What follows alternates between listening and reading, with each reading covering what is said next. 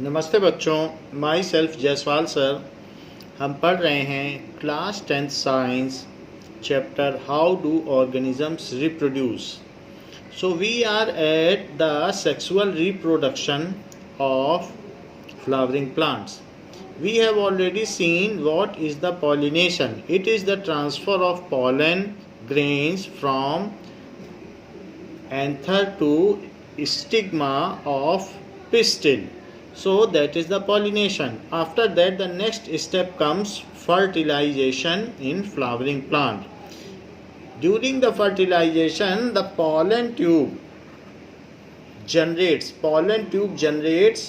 from the pollen and it reaches to any of the ovule. There are the several ovules. So if one of the ovule is get fertilized, what does it mean by fertilization? Fertilization is the fusion of male and female gamete to produce zygote, जिससे कि 2n amount of chromosomes फिर से restore हो जाए, क्योंकि ओवा में n amount of chromosome है और जो पॉलन इसके ऊपर गिरा हुआ है स्टिग्मा पर उसमें भी n अमाउंट है, तो वो दोनों अगर मिल जाएंगे तो ये कहा जाएगा fusion of male and female gamete और जर्म सेल और sex cell to produce zygote. The fused nucleus is called zygote, is called the fertilization. That first cell or the zygote is the first cell of future plant, which is also the first cell of seed. So let us see what is fertilization in flowering plants. Fertilization in flowering plants. In this module, you will learn about the process of fertilization in flowering plants. So this is ova. Fertilization in flowering plants. यहाँ पर हम देख रहे हैं कि ये जो यहाँ दिखाया गया है इट इज ओवा. सो दिस इज ओवा which is encased in ovule and this is completely ovary. तो यहाँ पर हम देख सकते हैं कि ओवा के अंदर क्या है. ओवा में देयर आर 3 सिनर्जिड सेल्स हैं जो कि यहाँ माइक्रोपाइलर एंड में हैं, 2 यहाँ पर. These are सेंट्रल न्यूक्लियाई हैं, सेंट्रल सेल हैं, और 3 सेल्स उस साइड हैं जो कि एंटीपोडल सेल्स हैं that we will see. So यहाँ पर 3 सेल्स होंगे. In flowering plant is defined as the fusion of male gamete carried by pollens with a female gamete present in the ovule. So pollination has occurred. Zygote, which later develops into an embryo. Now here there are 2 different nucleus within the pollen tube. One is vegetative nucleus and other is germinative nucleus.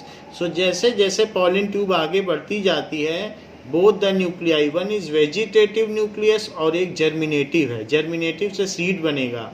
Vegetative nucleus का कोई ख़ास role नहीं है, ये pollen tube के लिए nutrition रखती है और पॉलन ट्यूब को ये ओवम तक पहुंचाने का इसका काम है. It is only incorporated for to give nutrition to pollen tube and reach up to ovum. After that it degenerates, इसकी मृत्यु हो जाती है.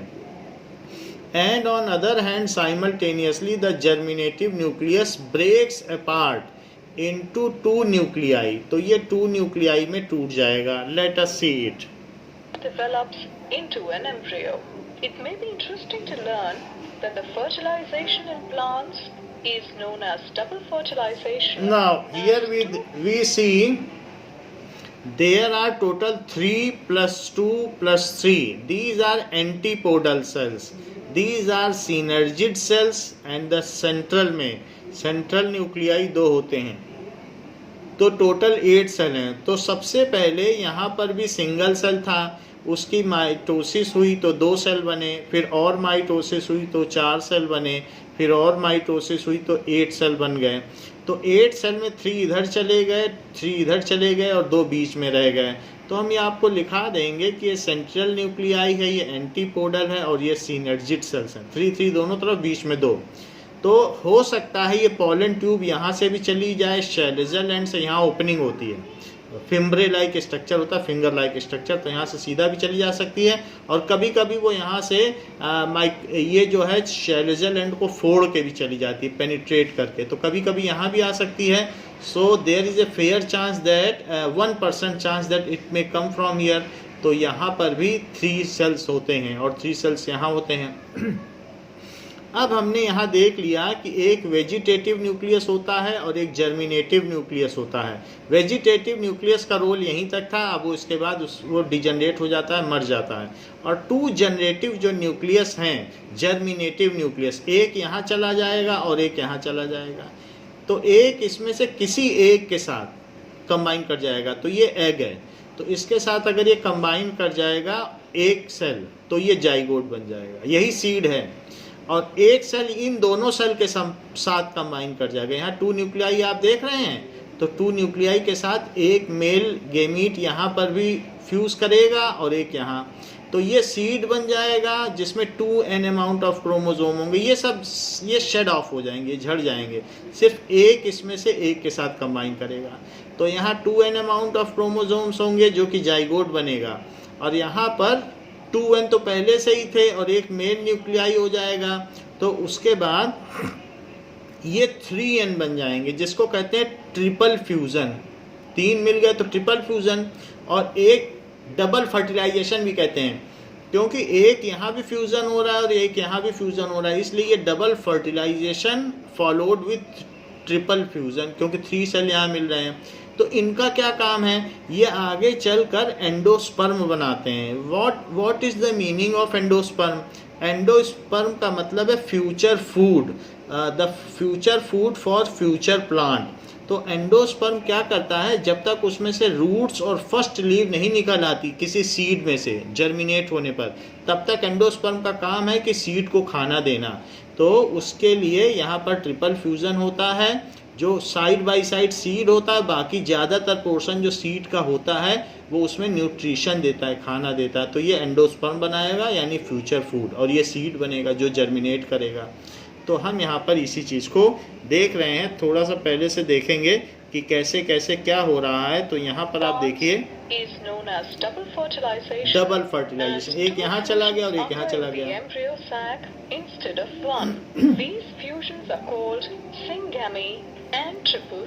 ये सिंगैमी है क्योंकि एक जैसा है. सो यहाँ पर आप देखिए, जो सिंगल और सिंगल मिले, मेल न्यूक्लियाई और फीमेल न्यूक्लियाई, उसको सिंगैमी कहते हैं. और जो यहाँ पर 3 मिल गए, 2 फीमेल न्यूक्लियाई और एक मेल, तो उसको कहते हैं triple fusion. So syngamy and triple fusion, यही सीड बन जाएगा. On reaching the stigma, the pollen grain containing 2 nuclei germinates to produce the pollen tube. The pollen tube grows down into the style, deriving nutrition from it. The generative nucleus and the vegetative nucleus of the pollen grain move to the lower end of the pollen tube. Here the generative nucleus divides mitotically into 2 male gametes or sperms. The vegetative or tube nucleus of pollen grain is responsible for the growth of pollen tube. The vegetative nucleus degenerates after reaching the ovule. The pollen tube at this stage, with a vegetative nucleus and 2 male gametes, grows down into the ovary. The entry of the pollen tube ovary में जा रहा है, ये दिखा रहा है, through the micropyle, chalaza or integument. ये शेलेजल and है, ये माइक्रोपाइलर एंड है. Chalazogamy and mesogamy respectively. Integuments, that is opening. Is the most common out of these. After the pollen tube enters the ovule, it discharges the 2 male gametes it carries into the synergids of the embryo sac. This is synergid cells, these are antipodal. The synergid cells to rupture, thus leading to the fusion of a male gamete with an egg nuclei or an oosphere. Due to this fusion, a diploid zygote is formed, which gives rise to an embryo. So it is 2n microsomes, that is diploid. Generative fertilization or syngamy. यही seed बनेगा. Second इधर चला गया. The ovary starts to swell. Other part shed off हो जाएंगे. और यहाँ पर ये जो सीड है और ये endosperm, with seeds. In this module, you learned that fertilization in flowering plants is the process of fusion of the male and the female gametes. Now let us learn about pollination.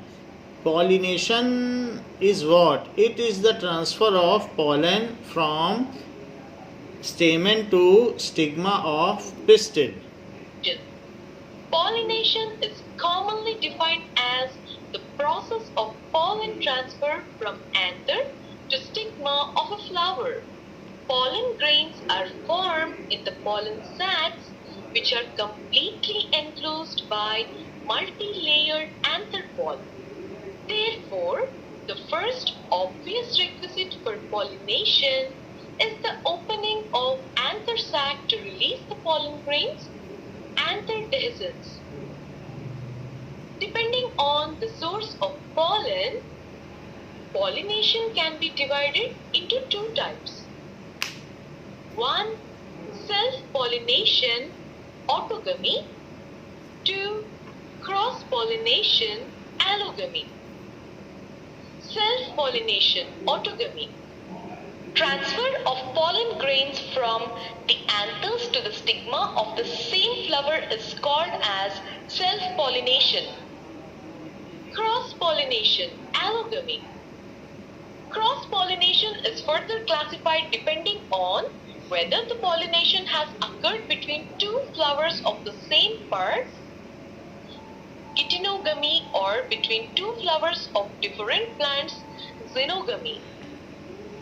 Here it is shown that if other flower of same plant, the pollens are transferred, then it is coming under cross pollination. But in S. Chand book it has been given that if other plant the pollinations are falling in it, pollens are falling, then it is coming under self pollination. So whatever the book says, that I have told to you. अगर same से भी जाए या दूसरे flower of the same plant से भी जाए तो उसमें उसको सेल्फ पॉलिनेशन में रखेंगे, ऐसा इस चांद में बताया गया है. From a geneticist's point of view, geitonogamy is similar to self-pollination because अब ये बता रहा है all the self pollination. flowers of a plant are normally genetically identical. So it has told the same. Cross-pollination makes sense only when two different plants, either of the same species or different species, are involved in this process. Pollination ecologists believe that since geitonogamy and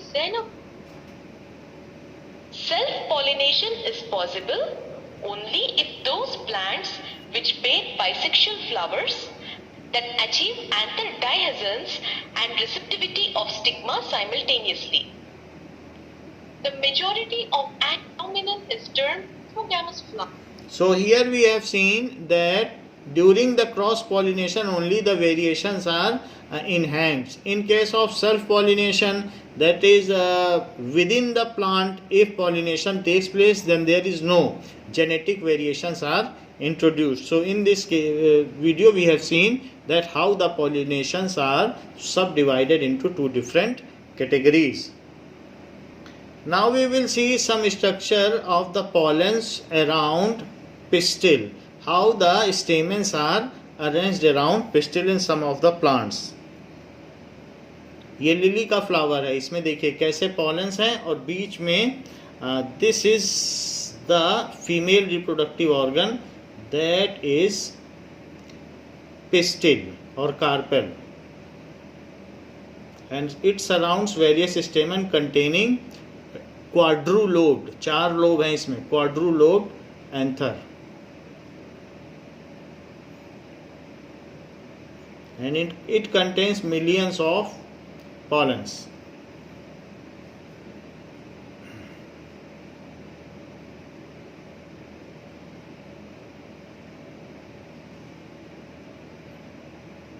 So it is time lapse video, it is growing slowly. So the video of 10 days has been shown in a time lapse time. So it is getting height, and so that the self pollination is condemned and other pollens of the same plant are at lower heights. So pollen grains इसमें lower height पर हैं और जबकि ये stigma ऊपर चला गया है. Now we will see how the pollen tube generates from a pollen grain. Here it is seen that the pollen tubes is coming out from it. It is microscopic view how it is coming out. A smaller bud is coming out and it is just converted into pollen tube, and this is the movement of various organelles because it is unicellular. Pollen grain is unicellular and this is the nucleus which is generative nucleus. So ये धीरे धीरे बढ़ती चली जाएगी. So it is the movement of pollen tube. Now we will see one more video of double fertilizations in angiosperm. Angiosperms means the flowering plants where the seed is covered with pulp. So covered seed जिसमें होते हैं, angio means covered, sperm का मतलब seed. So we will see the angiosperm how the double fertilization and triple fusion takes place.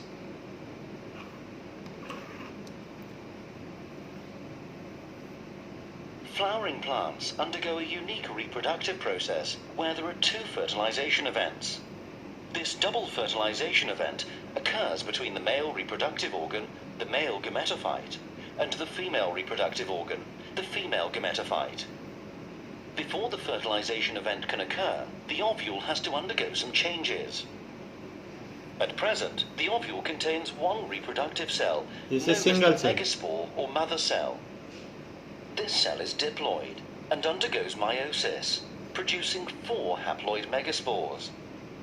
In the majority of species, 3 of these megaspores degenerate, leaving only one surviving megaspore. This surviving megaspore expands and undergoes 3 rounds of mitosis to produce 8 haploid nuclei.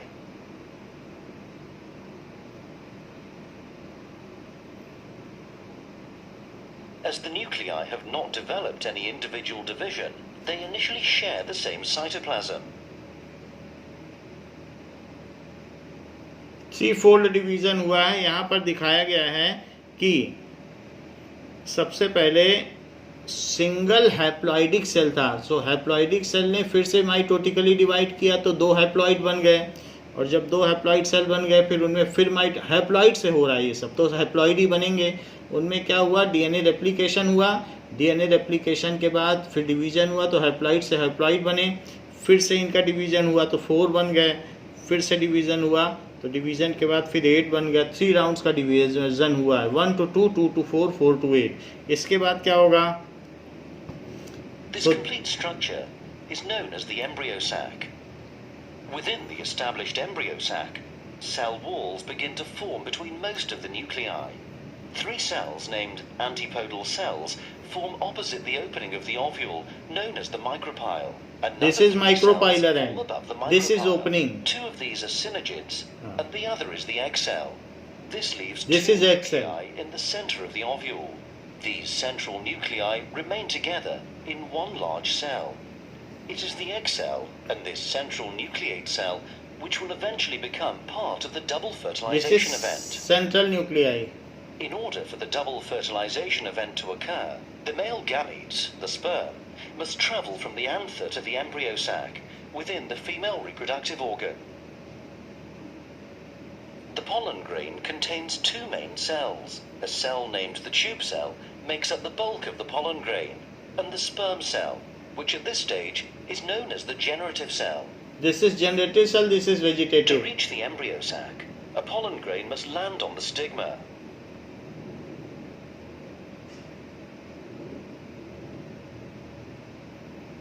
Once landed, it begins to germinate. The tube cell forms a long structure down the style and into the ovary. The generative cell travels behind the tube cell nucleus. Once near the ovary, it divides by mitosis to produce 2 haploid sperm cells. So these are 2 The generative pollen cells. tube reaches the micropyle and releases the sperm cells into the embryo sac. One of the 2 sperm cells fertilizes the egg One cell goes to egg This cell. produces a diploid zygote, which will become This the is embryo. zygote. The other sperm cell moves up and fuses with both of the central nuclei, forming a triploid cell.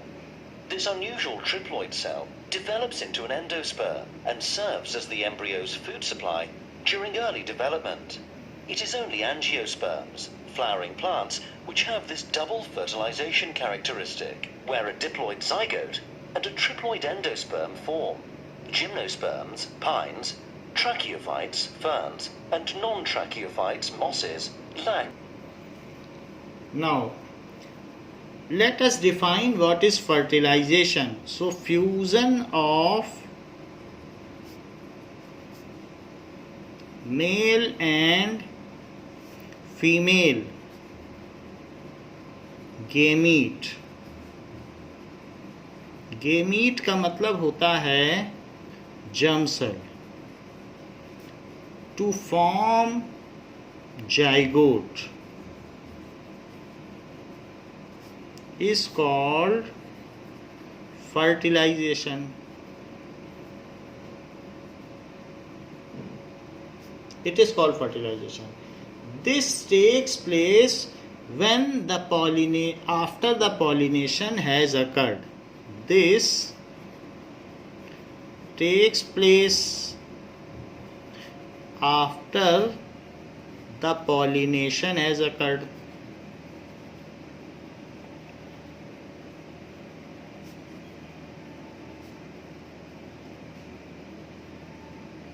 तो जब pollination हो जाएगा उसके बाद होगा. Now यहाँ पर जैसा कि वीडियो में दिखाया गया था, माइक्रोपाइलर एंड ये है और जो शेलेजल एंड है वो दूसरी तरफ का है, जिसमें finger like fimbriae like structure बना है, उसको इंटीगमेंट कहते हैं.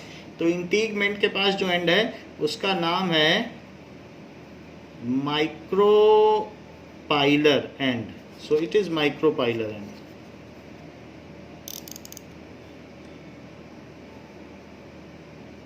Micropylar and.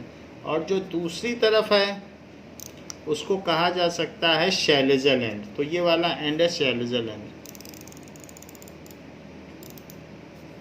There are two ends. दोनों तरफ से भी न्यूक्लियस जा सकता है, कई बार वो इसको पेनिट्रेट करके चला जाता है. So chalazal end. So other end is chalazal end. And so when pollination has occurred, then after only the fertilization starts. So what does occurs? A pollen tube germinates. A pollen tube, ये पूरा process है 3 marks का. A pollen tube germinates from pollen grain.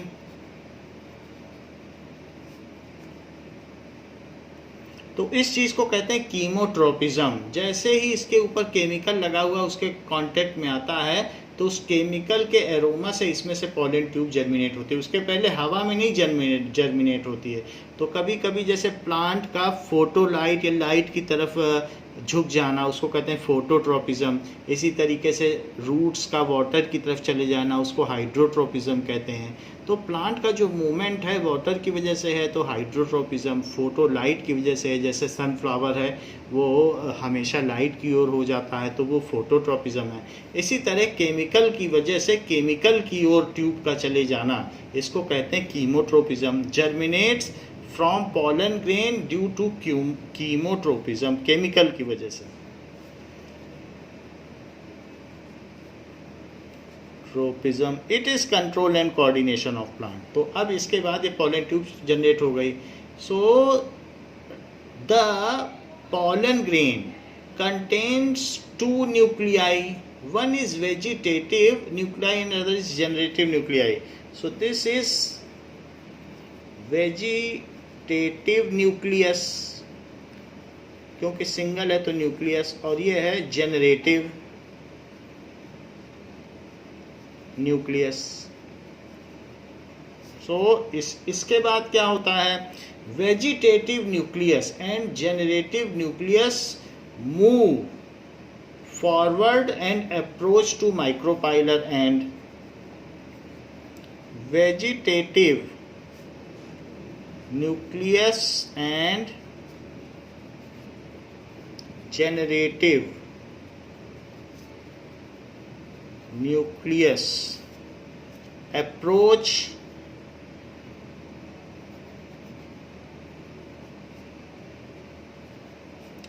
To embryo sac, इस चीज़ को जिसमें जो बाद में एम्ब्रियो बन जाएगा उसको कहेंगे भ्रूण कहते हैं, हिंदी में भ्रूण कहते हैं, जो एम्ब्रियो बन जाएगा उसी के अंदर एग्स हैं। तो approach to embryo sac, embryo sac, अगर आप एम्ब्रियो सैक ना कहना चाहें तो फिर एग बोल दें, by micropylar end. So micropylar end की ओर बढ़ता है।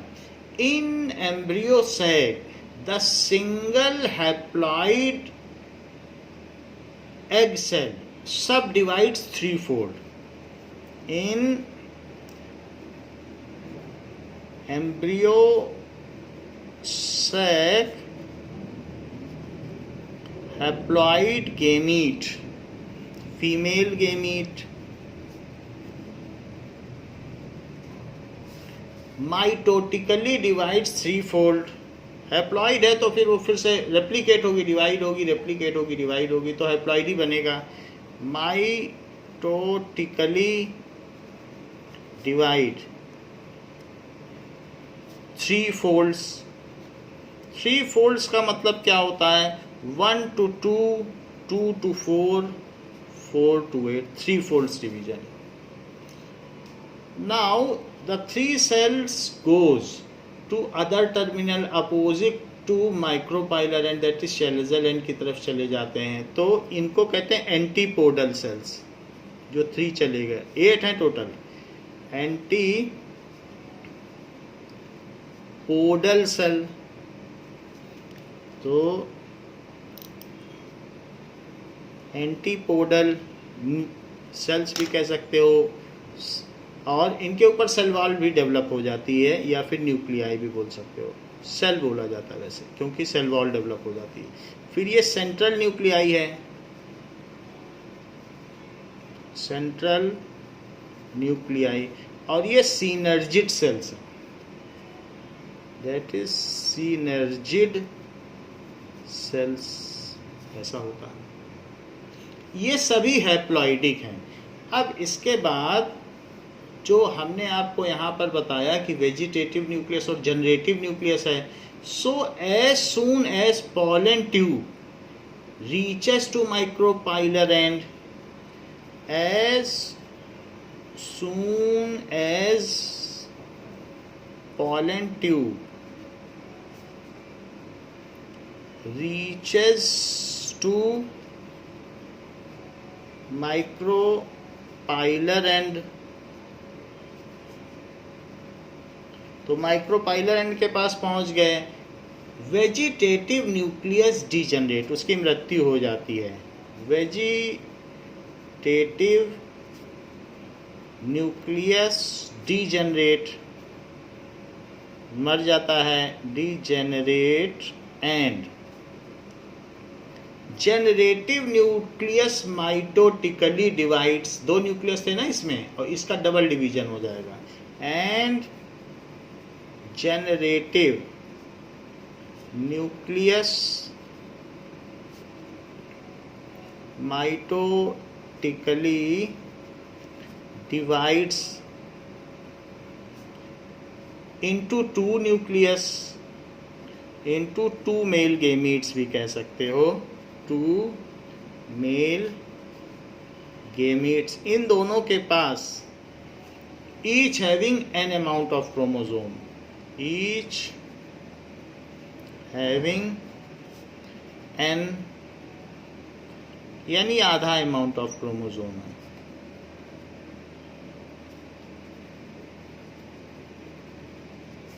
On other hand, in embryo sac, the 8 nuclei get repositioned. On other hand, that is 8 haploid nuclei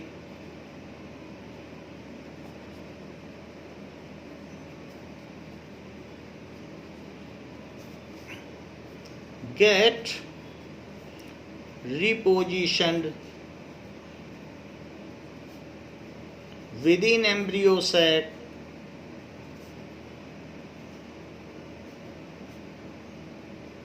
3 as antipodal cells opposite to micropylar end.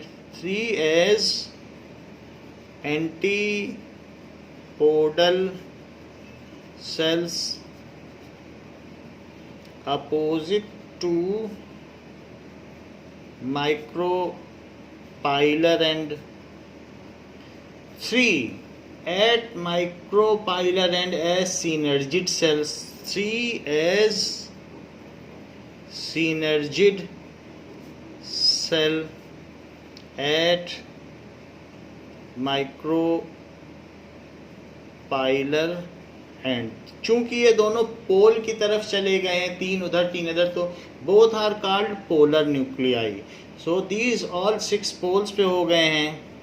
So these all 6 are called polar nuclei.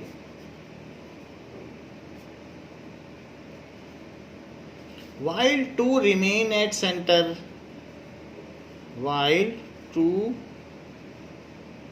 remain at center as central nuclei.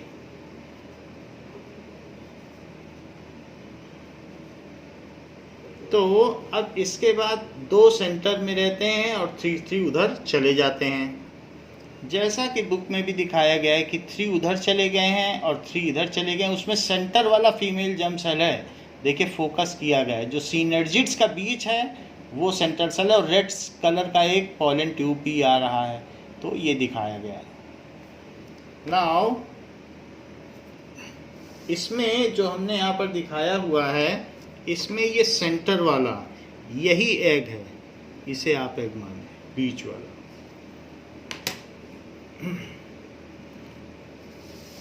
One generative male nuclei. So one male nuclei fuses with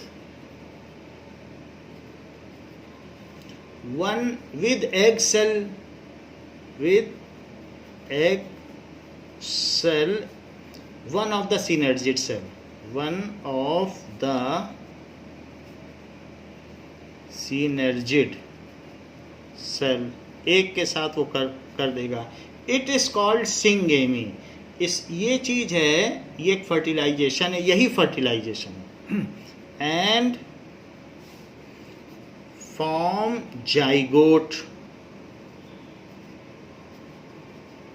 zygote बना देता है, क्योंकि mail nucleus एक cell के साथ, ये भी gamete ही है, बोल जरूर एक सेल रहे क्योंकि इसके ऊपर सेल वॉल है, अदरवाइज ये गेमीट है. सो form zygote having 2n chromosome,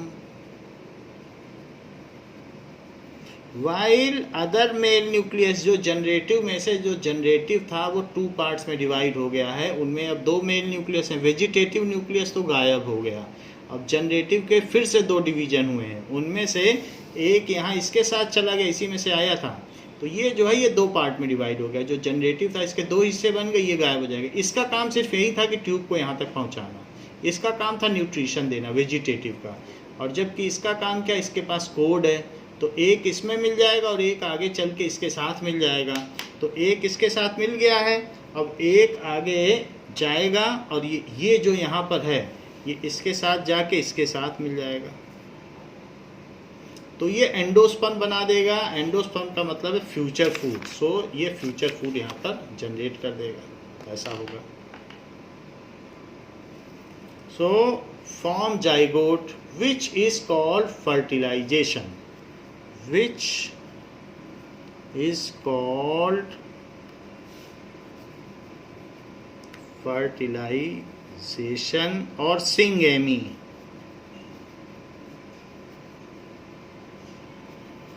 While other male nucleus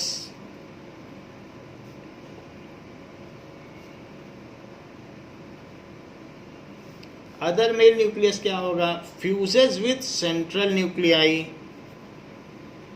fuses with pair of जो सेंट्रल न्यूक्लियाई हैं,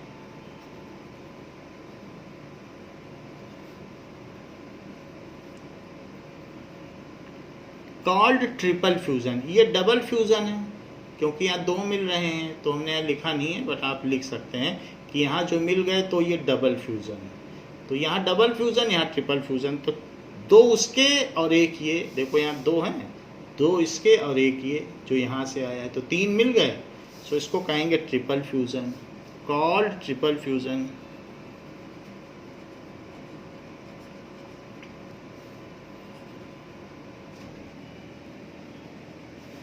So having 3n chromosome,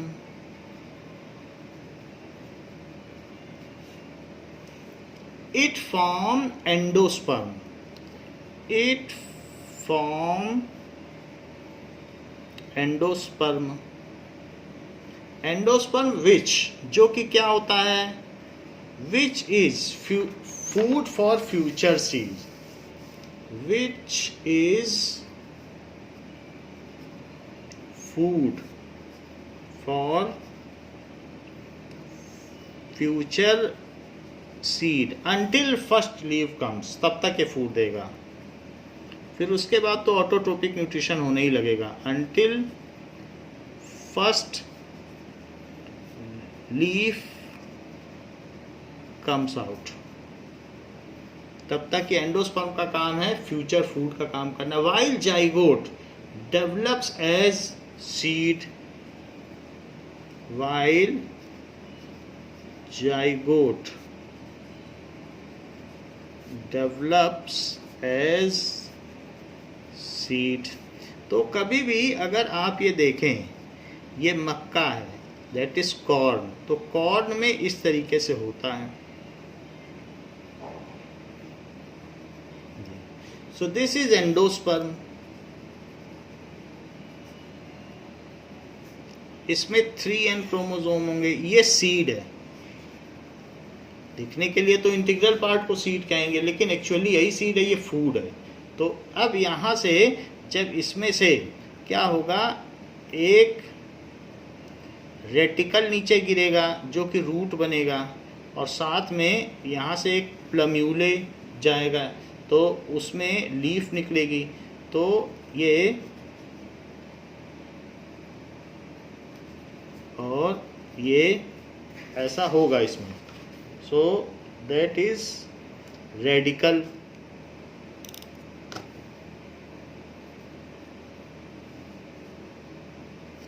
सो सीड में से ये चीज़ें हो जाएंगी, और जैसे ही लीफ निकलेगी तो धीरे धीरे ये डीजनरेट हो जाएगा, फिर इसका काम खत्म हो गया। तो सीड हमने आपको दिखा दी और ये चीज़ दिखा दी, तो ये चीज़ यहाँ पर हो जाएगी। तो यहाँ हमने देखा कि zygote develops as seed, zygote यहाँ पर सीड की तरह डेवलप हो गया, और साथ ही साथ जो एंडोस्पर्म है वो फ्यूचर फूड हो गया। As here fertilization takes place at 2 sites, so it is called double fertilization along with triple fusion. As here fertilization 2 जगह हो रहा है, एक एंडोस्पर्म के लिए फर्टिलाइजेशन हो रहा है, एक सीड के लिए। fertilization takes place at 2 sites, at 2 sites, तो इसलिए इसको क्या कहेंगे,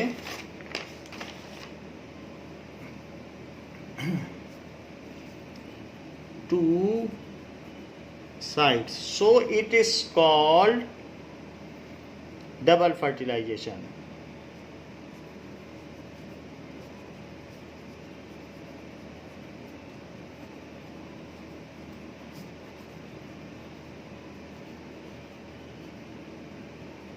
इसको डबल फर्टिलाइजेशन कहा जाएगा। along with triple fusion, along with triple fusion, so we have seen कि फर्टिलाइजेशन क्या होता है। तो फर्टिलाइजेशन का प्रोसेस अब ओवर हो गया है। So it is our 3rd point. अब 4th पॉइंट क्या होगा कि कैसे कैसे प्लांट में सीड बनता है।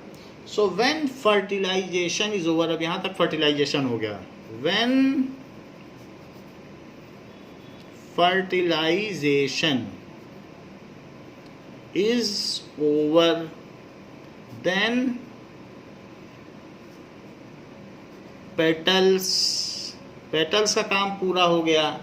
इसके अलावा सेपल्स अगर गिरना चाहें तो वो भी गिर सकते हैं, वरना सेपल कई बार रहते हैं, वो जो जैसे टोमेटो है तो उसके ऊपर छोटे छोटे पत्ते हैं, वही सेपल्स हैं। सो पेटल्स, स्टेमन, ये शेड ऑफ हो जाएंगे, स्टेमेंस ये सब शेड ऑफ हो जाएंगे, shed off. Now ovary start swelling up, ovary starts swelling up, ovule get converted into pulp, ovule get converted into pulp, and जो भी जाइगोट है वही एम्ब्रियो सैक में जाइगोट बना था, and zygote develops as seed, zygote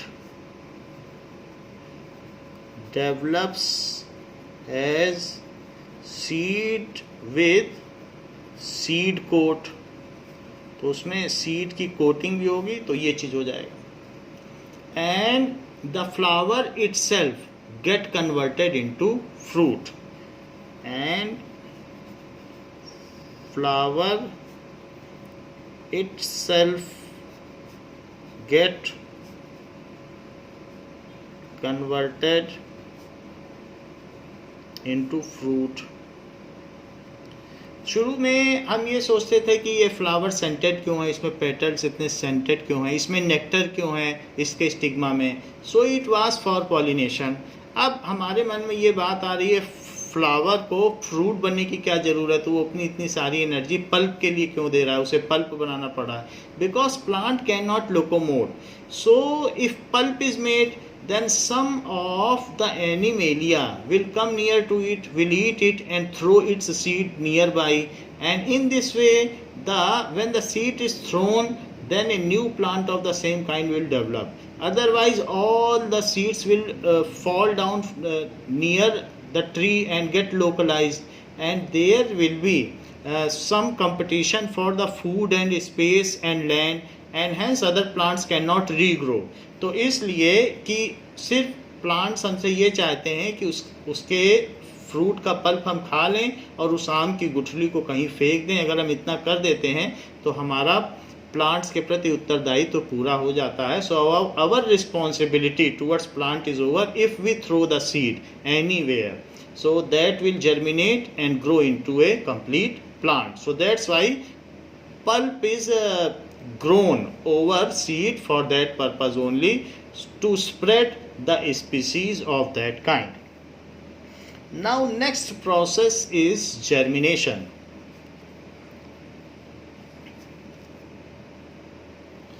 Here it has been shown how the pollen tubes is germinated.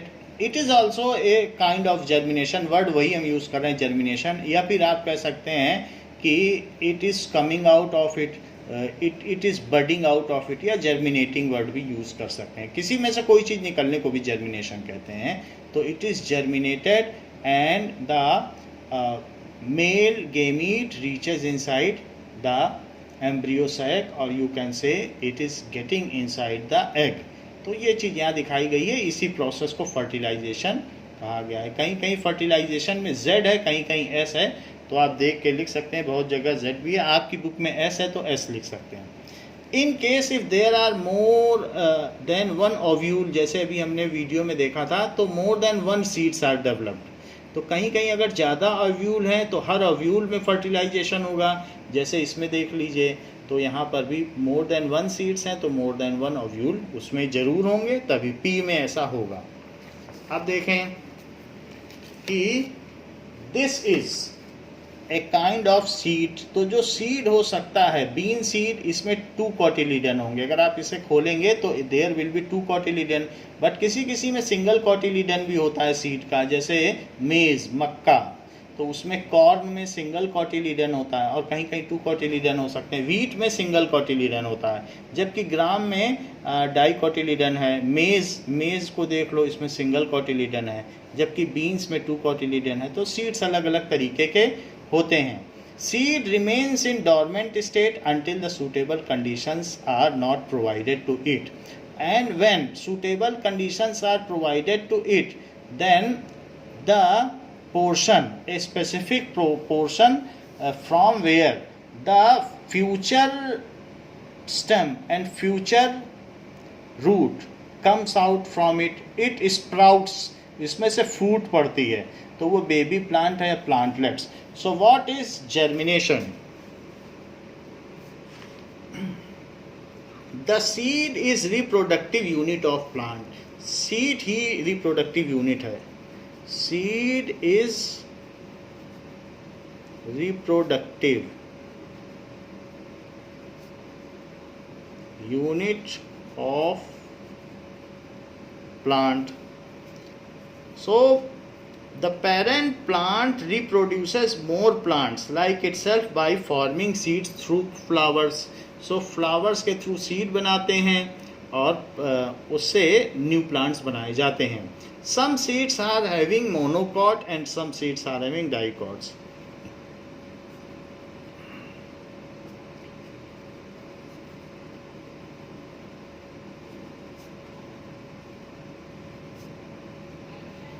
यही cotyledon ही endosperm में जिसमें खाना रहता है.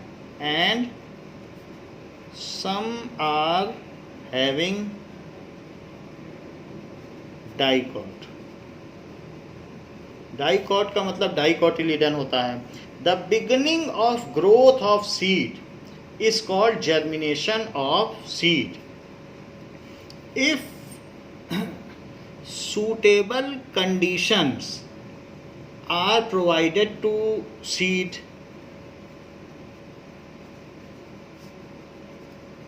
conditions are provided to seed, then it wake up from its dormant state. तभी अपनी सोई हुई अवस्था से जाग जाता है. then it wakes up from its dormant state. Otherwise ये सोया हुआ रहता है. जो हिटलर के टाइम पे भी सीड्स डाले गए थे मटके में, वो अभी तक डॉर्मेंट हैं क्योंकि उनको सूटेबल कंडीशन नहीं मिली. तो सीड्स को लंबे समय तक रखा जा सकता है, वो जर्मिनेट नहीं करेगा. Under dry and dark condition it does not germinate. So from it wakes up from its dormant state. अगर इसे सही पोजीशन दी जाए तो ये वेकअप हो जाता है. The beginning of growth of seed is called germination of seed.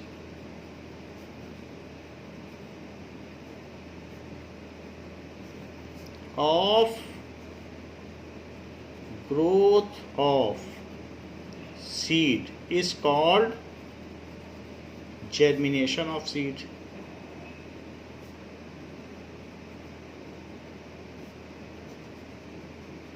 जैसे कि यहाँ पर दिखाया गया है, ये जर्मिनेशन ऑफ सीड ही दिखाया गया है.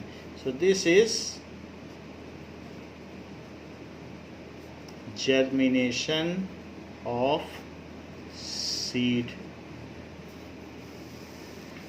सो if suitable conditions are provided to it. Now, germination begins when seed absorbs water, swells and bursts through the seed coat. तो ये कब होता है? Germination starts when water, nutrition उसको दिया जाए, ठीक है, and suitable climatic condition, optimum condition या ambient condition जब दी जाए, are provided. तो क्या होगा? then रेडिकल, उसमें से रेडिकल निकल आएगा और साथ ही साथ प्लम्यूले भी निकल आएगा. Radical is future root.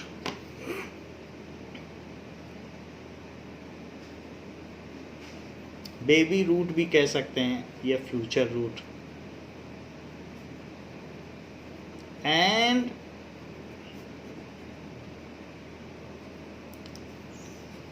Future stem. It burst through seed coat, उसमें से फूट पड़ता है, या स्प्राउट थ्रू सीड कोट को तोड़कर, ऐसा हो जाता है. So plumule goes upward and radical goes downward. And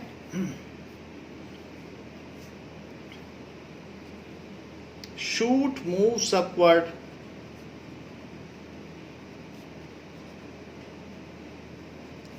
And root moves downward. ये एक तरीके का जियोट्रॉपिज्म है, यानी ग्रेविटी की वजह से होता है डाउनवर्ड. तो इसमें पॉजिटिव जियोट्रॉपिज्म है रूट में, जबकि जो स्टेम है उसमें निगेटिव जियोट्रॉपिज्म है. And it turns into a small saplings, तो ये एक छोटा सा प्लांटलेट्स बन जाता है. And it turns into saplings. Role of endosperm is to provide food until the first leaves comes. Role of endosperm is to provide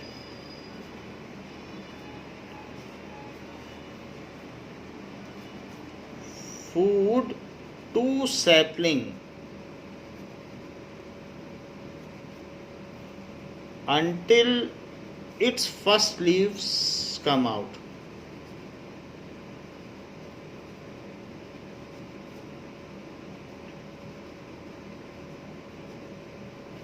तो ये बात होती है. It can be understood by this figure, like if some seed is put underground, then there starts generating a root and some shoot. So this is soil, and underground some seed is there. After that, root grows downward and the plumule rises upward. Then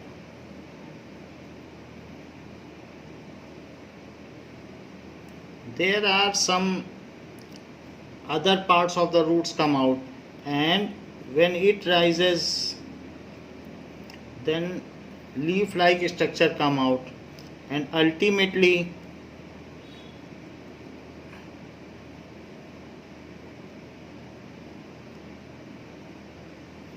if it is dicotyledon, then two leaves develops from it. First are the two leaves. अगर ये मोनोकोटिलीडन है तो single leaf generate होगी, अगर डाइकोटिलीडन है तो to leaves generate होगी.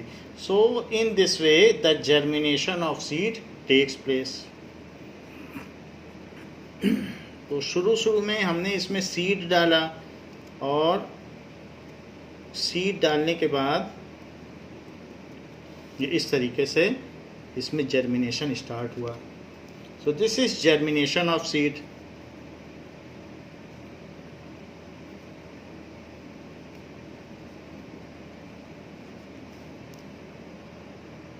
Now the part from where the leaf starts coming out, so this part you can see there are two different parts of seed. If you see seed, then there are two parts. From where leaves come out, stems come out, that is epicotyl. It is epicotyl. Quartile, तो ये portion जो यहाँ पर है छोटा सा portion, यहाँ से स्टेम कम्स आउट होता है। ये जो नीचे वाला पोर्शन मैं दिखा रहा हूँ ये एपिकोटाइल है, जहाँ से स्टेम निकलती है, और इसके ठीक ऊपर ये पोर्शन है वो हाइपोकोटाइल है। दिस इज हाइपोकोटाइल, जहाँ से रूट निकलता है। So opening of both are different, एक हाइपोकोटाइल है और एक एपिकोटाइल है। द आउटर पोर्शन जो इसमें सीड में है इसको कहते हैं सीड कोट। तो ये जो चीज़ है इसके ऊपर का जो पोर्शन है it is called seed coat. This is seed coat and inside it is cotyledon. तो ये पूरा कहा जाएगा कि वैसे सीड का ये पार्ट है जो जर्मिनेट करता है, otherwise completely it is called cotyledon. So we have seen various parts of seed, जैसा कि यहाँ पर भी आप देख सकते हैं कि किस किस पोर्शन को क्या क्या कहा गया है, epicotyl, hypocotyl, radical, cotyledon. So these are the various thing and completely it is called embryo. Now in text questions,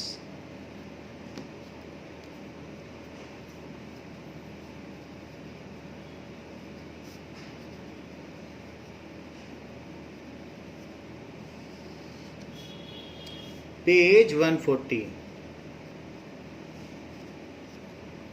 how is the process of pollination different from fertilization?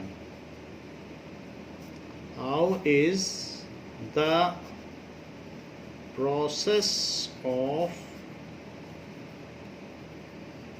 pollination different from fertilization? सो आप इसमें S लिख लें, कहीं कहीं net में Z भी लिखा है बट आप S लिखें, बुक में S लिखा है।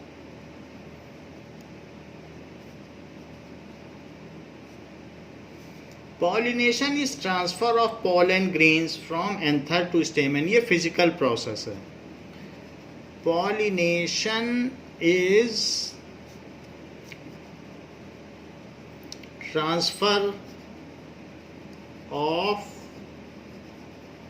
pollen grain from anther to stigma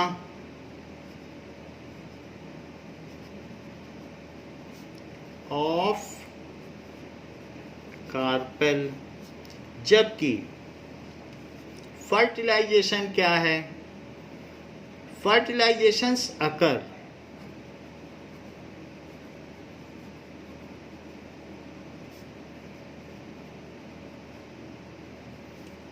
when male and female gametes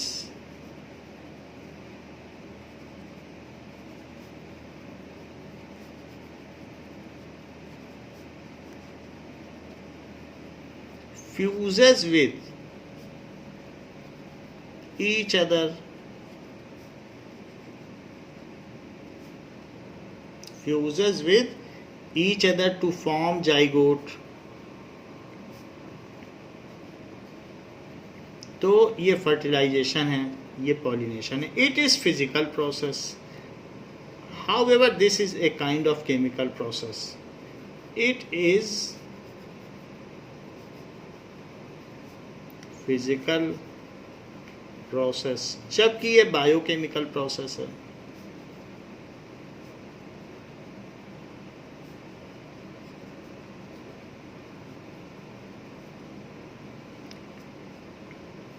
every pollination does not lead to fertilization. अगर 10 पॉलन गिरे हैं तो सभी में से पॉलन ट्यूब निकलेगा, लेकिन जो फर्स्ट पॉलन ट्यूब पेनिट्रेट कर देगा एम्ब्रियो सैक को, उसके बाद फिर कोई दूसरा वाला नहीं कर पाएगा। और कभी कभी तो स्टिग्मा से ही सीमेंट लग जाता है और उसके बाद फिर पॉलन ट्यूब अंदर जा ही नहीं पाते। तो इसलिए और किसी में बहुत सारे ओव्यूल होते हैं, तो ऐसे केस में फिर स्टिग्मा में कुछ नहीं होता, एम्ब्रियो सैक में सीमेंट लग जाएगा। तो एक साथ जैसे हमने मटर में देखा पी में, तो वहाँ बहुत सारे सीड्स होते हैं, तो ऐसे केस में फिर स्टिग्मा में सीमेंट नहीं लगता, एम्ब्रियो सैक में सीमेंट लग जाता है। So every pollination does not result into fertilization.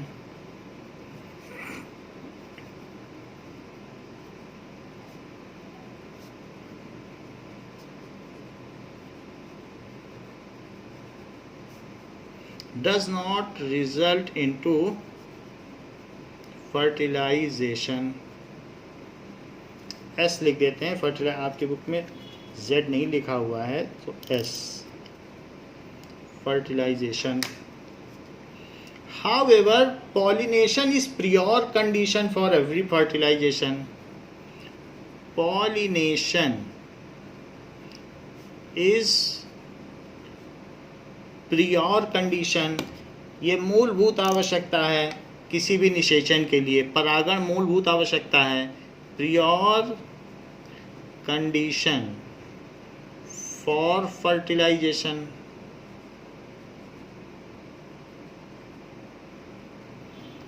It is accomplished by vectors, air, water and vectors. It is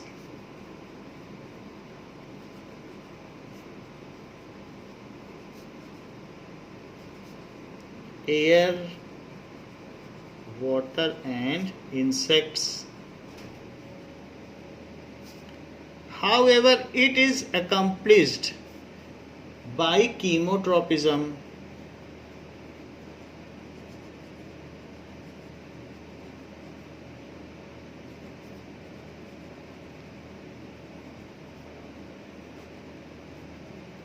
इसमें कीमोट्रोपिज्म होता है, केमिकल की वजह से पॉलन ट्यूब निकलती है और उसके बाद वो उसमें होता है. Pollination does not result in formation of seed.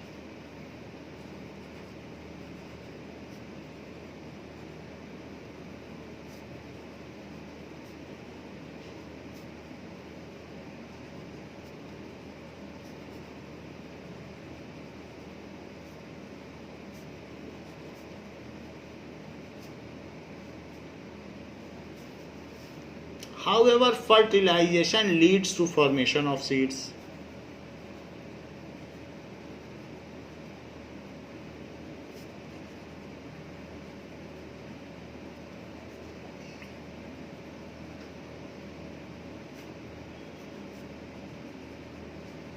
It is limited in plants only. It occurs in plants and animal both. It is limited to plants only.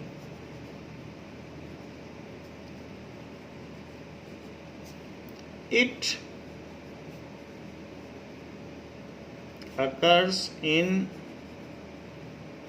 plants and animal. हम लोगों में भी फर्टिलाइजेशन होता है and animals both. So इस तरीके से pollination different है फ्रॉम फर्टिलाइजेशन. तो इन पर हेडिंग भी डाल दीजिए, ये पॉलिनेशन है and this is fertilisation.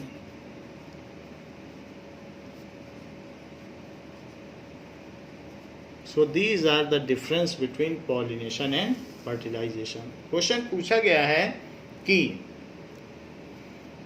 Anther contains, exercise का क्वेश्चन है. एक्सरसाइजेस में थर्ड क्वेश्चन है anther contains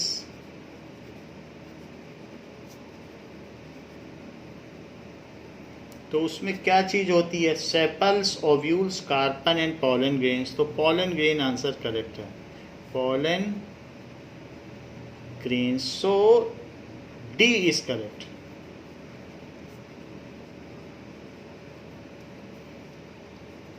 Fourth question.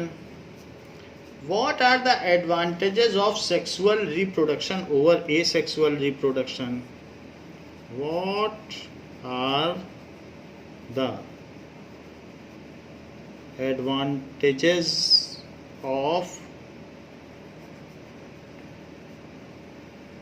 sexual reproduction over asexual reproduction?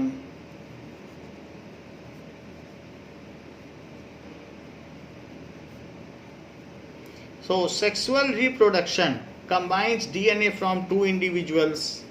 इसका आंसर क्या है कि sexual reproduction combine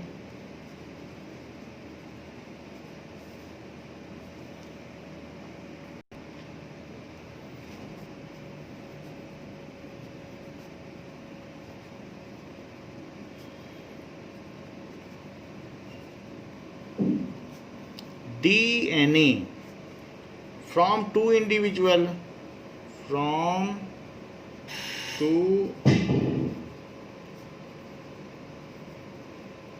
individuals, that is male and female,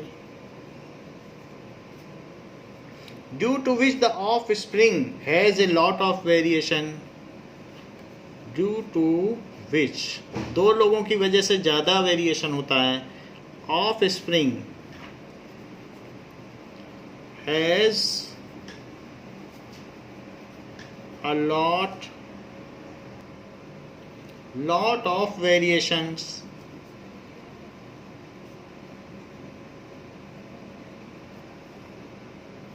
On the other hand,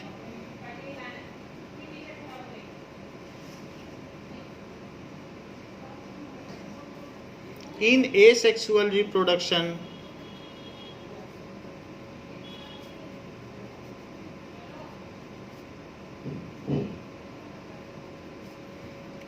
only the DNA of one individual, only the DNA of one individual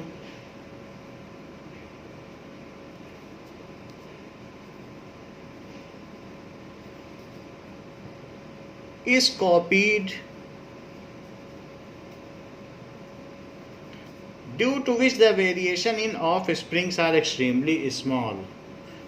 Due to which the variation in offsprings are very small. तो जो sexual reproduction है वो advantageous है क्योंकि इसमें variations ज़्यादा आ जाते हैं, जबकि एसेक्सुअल रिप्रोडक्शन में सिर्फ डीएनए कॉपिंग होती है तो उसमें ज़्यादा वेरिएशंस नहीं आ पाते, उसमें टू पेरेंट्स इन्वॉल्व हैं. नाउ सेकंड पॉइंट इज, ये तो इसका फर्स्ट पॉइंट हो गया. Now second point, due to lot of variation,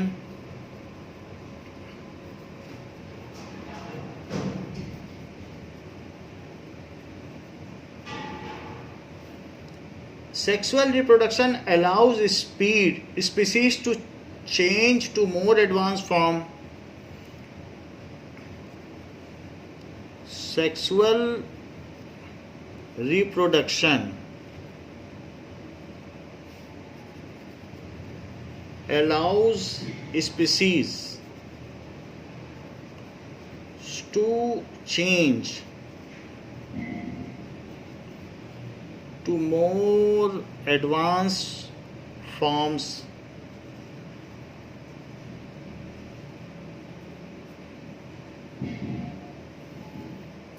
from one generation to next.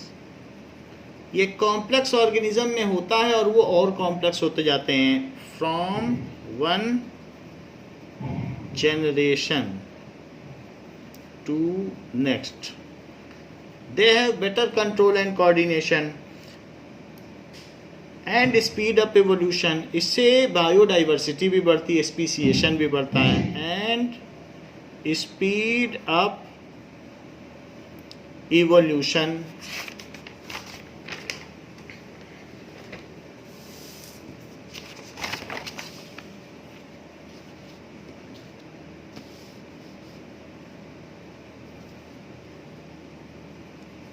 So इसमें due to more variation, complexity increases and speed up evolution.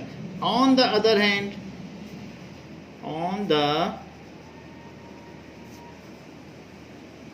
hand, asexual reproduction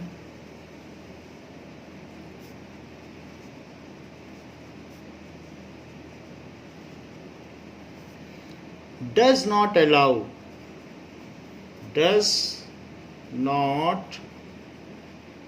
allow a species to change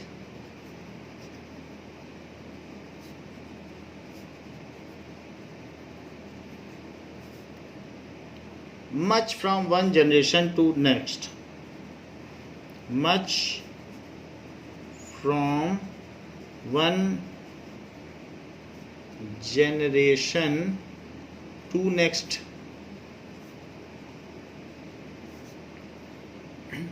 And hence evolution becomes very very slow. तो जो bacteria हैं जिनमें sexual हो रहा है वो millions of year से ऐसे ही कर रहे हैं और वो अभी तक बैक्टीरिया ही हैं. एंड हैंस एवोल्यूशन बिकम, उसमें बहुत ज़्यादा वेरिएशन नहीं आया. बैक्टीरिया या मोनेरा का बहुत ज़्यादा क्लास ऑर्डर और जीनस नहीं है. Evolution becomes very very slow.